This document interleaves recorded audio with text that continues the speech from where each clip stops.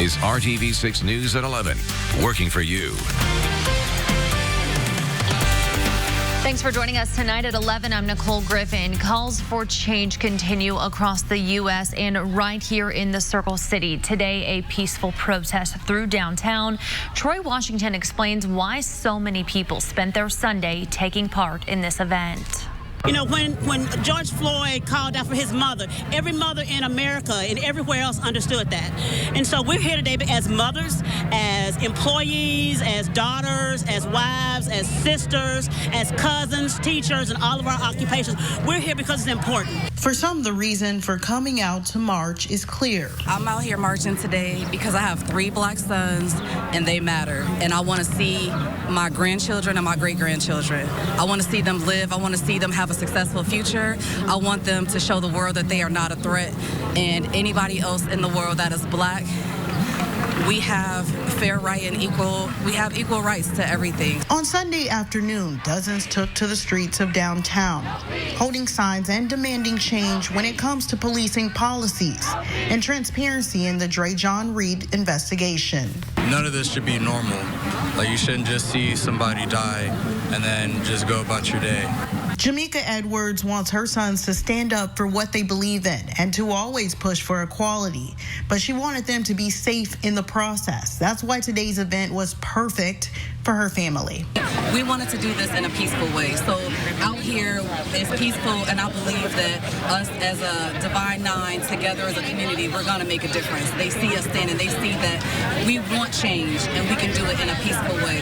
Delta Sigma Theta Sorority Incorporated organized the event that packed the steps at Monument Circle. We know that injustice has happened for decades, for hundreds of years.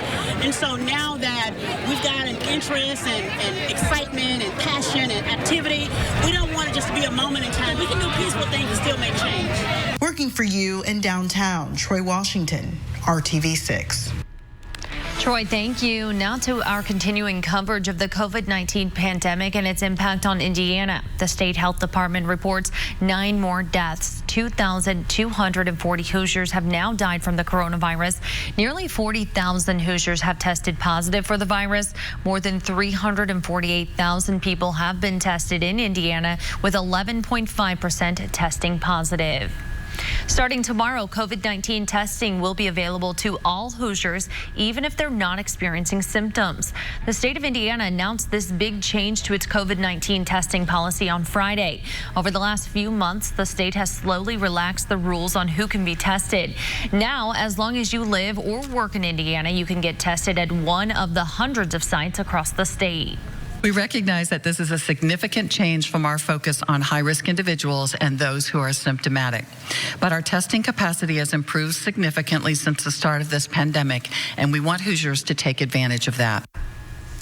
You can call 888-634-1116 or visit the Indiana State Department of Health's website to make an appointment at one of the Optimum Serve sites. You will not be charged for testing, but if you have insurance, you should bring that information with you.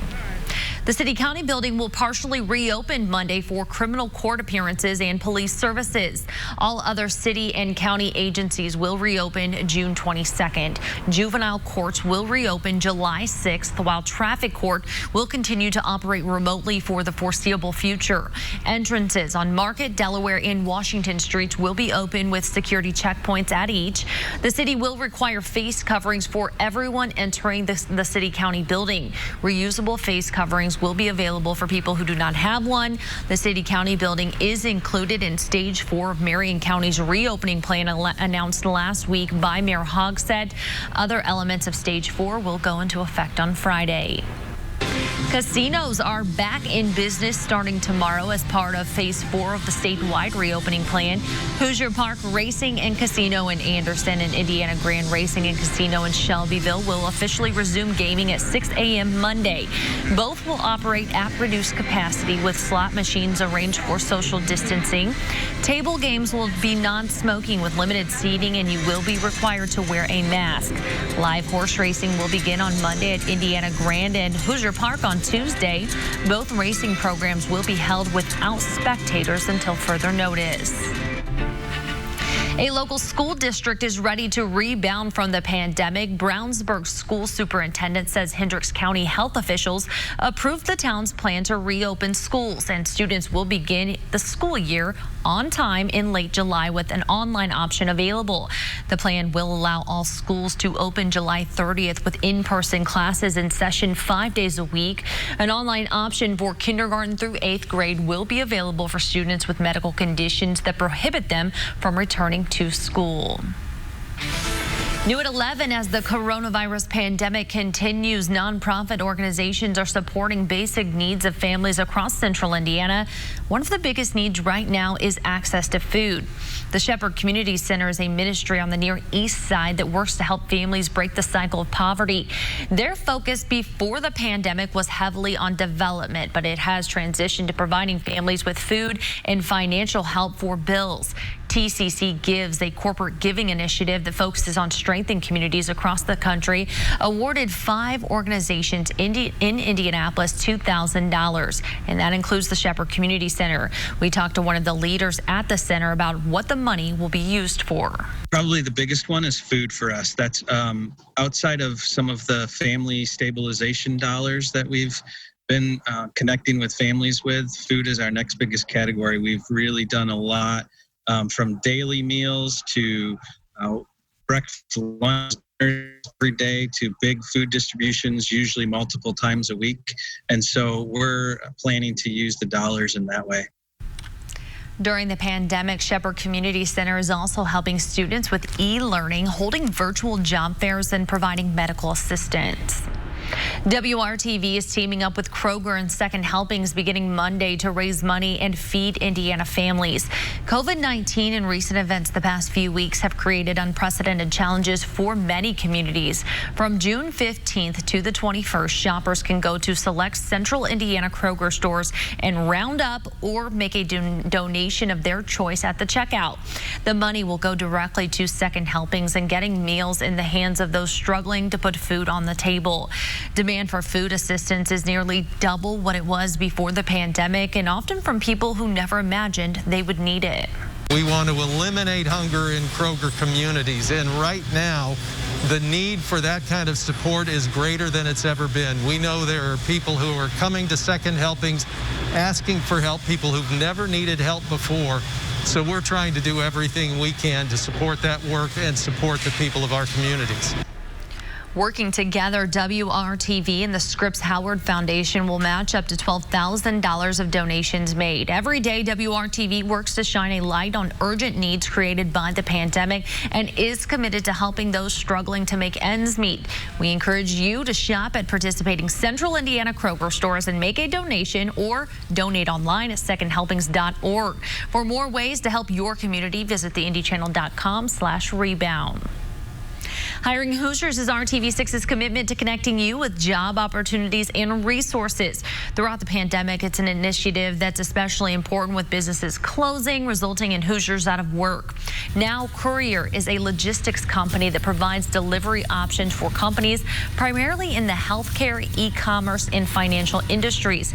Right now, during the pandemic, they are busy transporting both COVID-19 and COVID-19 antibody tests to and from more than 60 Indiana labs and healthcare facilities. And because of that, they need to hire more drivers. We need drivers as bad today as we did 3 months ago, and probably even worse than we'll need them here in the next couple months. So absolutely, we're looking for independent contract drivers who drive their own vehicle, run their own business. Unemployment with where it is, you know, I'd love to see some of those people who have not been able to, make money for their family come drive for us.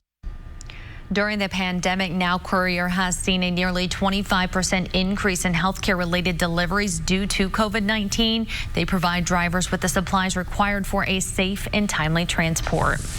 Now to your Storm Team 6 forecast. Meteorologist Kyle Mounds standing by. Kyle, a little cool outside tonight.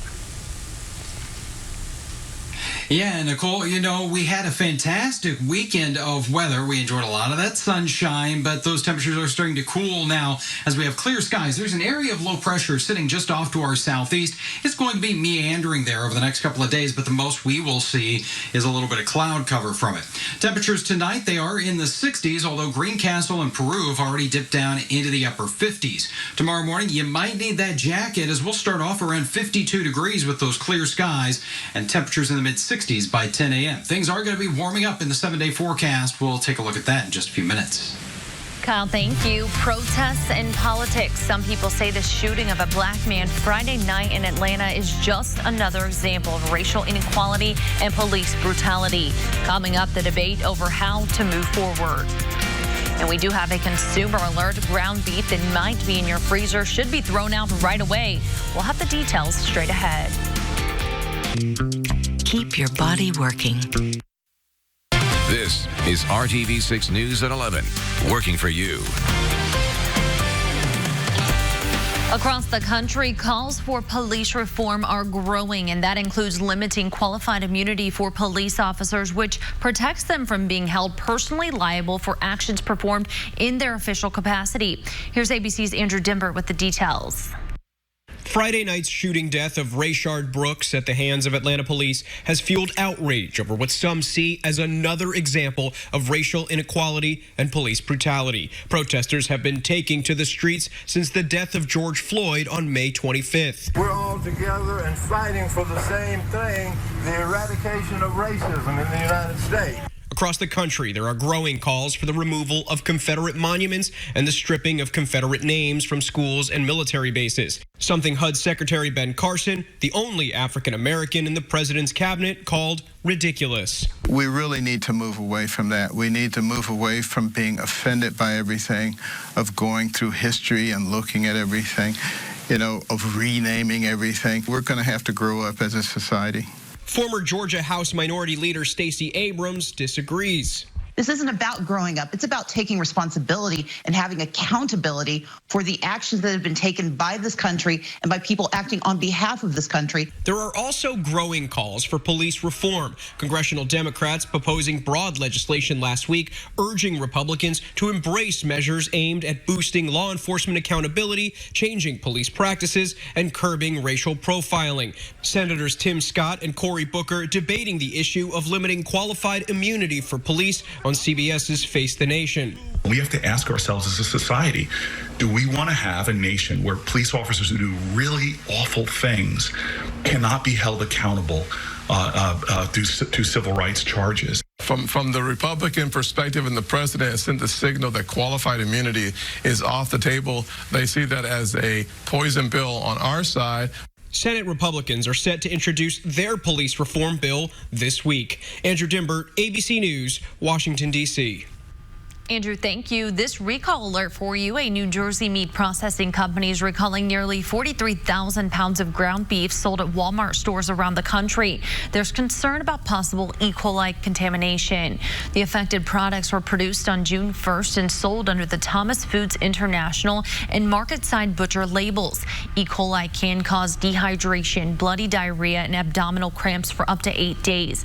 Most people recover within a week. Customers should either throw away or return the packages. For more information, call the Lakeside Processing Center at 856-832-3881. Tonight, the American Red Cross has an urgent need for blood donations, and today Hoosiers stepped up to help during the pandemic. The Indiana State Fairgrounds hosted the Red Cross's blood drive today on World Blood Donor Day. Anheuser-Busch was part of the event. The goal was to collect 75 blood donations. Every year on June 14th, countries around the world celebrate World Blood Donor Day to raise awareness of the need for safe blood. Right now, the urgent need comes as hospitals continue surgical procedures and patient treatments that were paused for weeks during the pandemic. Kyle. And Nicole, felt so nice out there today. We had lots of sunshine. Hopefully you got some time to spend outdoors. We've got some more nice weather in our Monday forecast as well. With those clear skies tonight, temperatures are starting to cool off a little bit, especially in the Kokomo area. You're already in the upper 50s. Middle 60s, though, Indianapolis, Greenwood, and Bloomington. Muncie, you're at 62. And we still have that east breeze that's been bringing that humidity down throughout the weekend and keeping that comfortable air in place. Still around 10 to 15 miles per hour. And tonight, that will allow those numbers back to around 53 in the city. But I would say around Kokomo, Logansport, can't rule out a couple of spots in northern areas actually getting into the upper 40. So certainly the AC is not really going to need to work very much at all tonight, kind of give it a little bit of a rest. We start off our Monday with sunshine. We talked about that area of low pressure off to our southeast. There you can see it starts to spin a few more clouds back our direction as we get into the middle of the day. Really going to be across the eastern portion of the state. Few more clouds as we get into the evening. And even though you see a little bit of green showing up there on TrueCast, I think our air is just too dry. We're not going to be seeing any of that rain reaching the ground here. All that will stay out of central Indiana. So as we take an hour-by-hour look at your Monday here, starting off with those sunny skies, will allow temperatures to warm pretty quickly, close to 70 degrees already by late morning, and then we'll get well into the 70s, even close to 80 degrees for that afternoon high. Temperatures 79 for you Monday afternoon in Lafayette, 78 in Marion, a little closer to average. Average high is 82.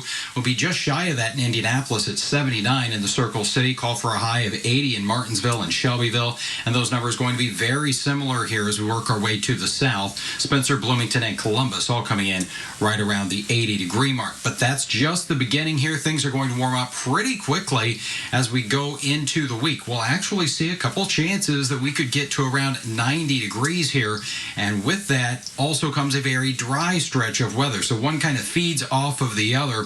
I really don't think we're going to be seeing much in the way of any rainfall here throughout the work week. Right through Friday should be dry. Looking ahead to next weekend, things change a little bit. This is the middle of the day on Saturday, still dry, but we've got a small chance for a few showers making their way into the forecast. And now as we look a full week out, which is Father's Day next Sunday, that's where we could see a little more in the way of some wet weather coming our way. No need to make adjustments to those plans yet because we got a lot of time to kind of iron out the details here. But as we look at the 7-day planning forecast, there's that quick warm-up. We go from 79 with some sunshine tomorrow to 85 on Tuesday, and those numbers, again, right around 90 degrees for the afternoon high on Friday. And next weekend, we'll be watching for that chance for a few showers and thunderstorms, but it still looks like we'll have some dry time in there as well. Brad? Indiana's getting back on track. Now it's time to get back to racing. Some of the stars of USAC's top national series are coming to Indiana. Find out where you can see some of the action coming up. Can find new roads with confidence. Racing fans may have missed out during the month of May, but there will still be some hot laps turned in the Hoosier State this month, and the grandstands will not be empty for these events.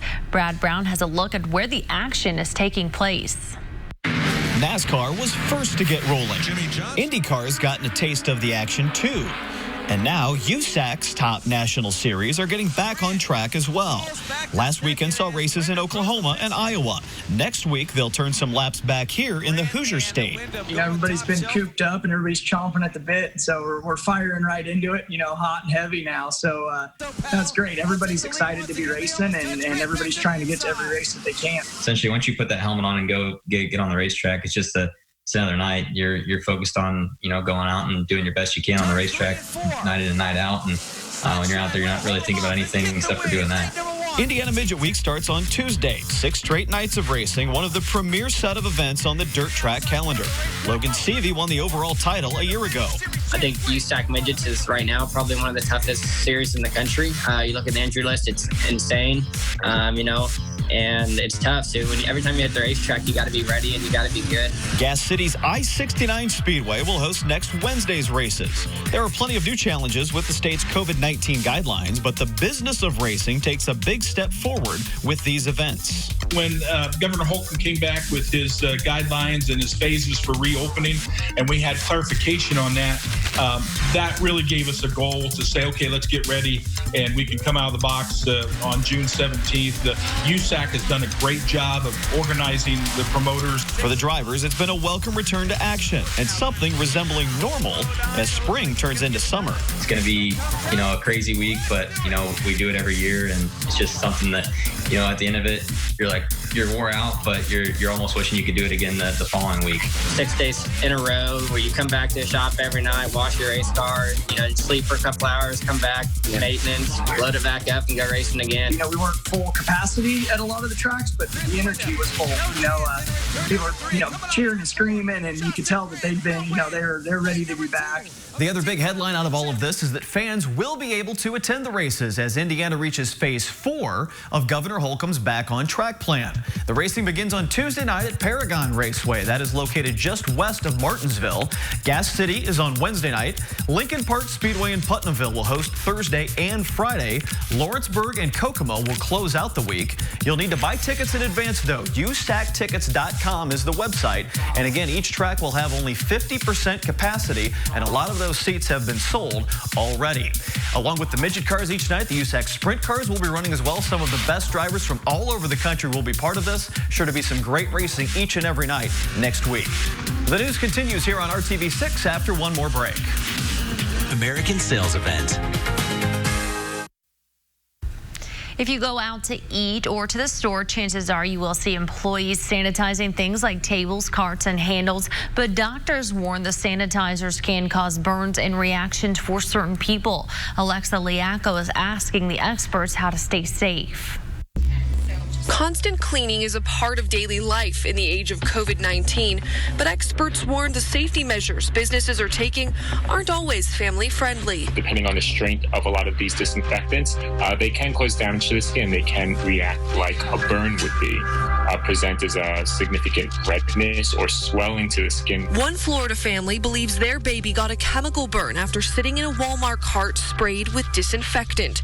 Emergency department Dr. Frederick Davis says alcohol, bleach, and ammonia, often used in commercial sanitizers, can lead to that reaction. A lot of these cases, unfortunately, have happened because people thought because they're disinfectants and they kill bacteria and viruses that it is safe to apply to the skin, which it definitely isn't. Environmental biology professor at the University of Arizona, Dr. Charles Gerba, says commercial disinfectant can be harmful to skin until it dries completely. You don't want to put the kid down and the child in the seat if it's wet. Experts say you should dry carts or any surface covered in disinfectant before letting kids touch them.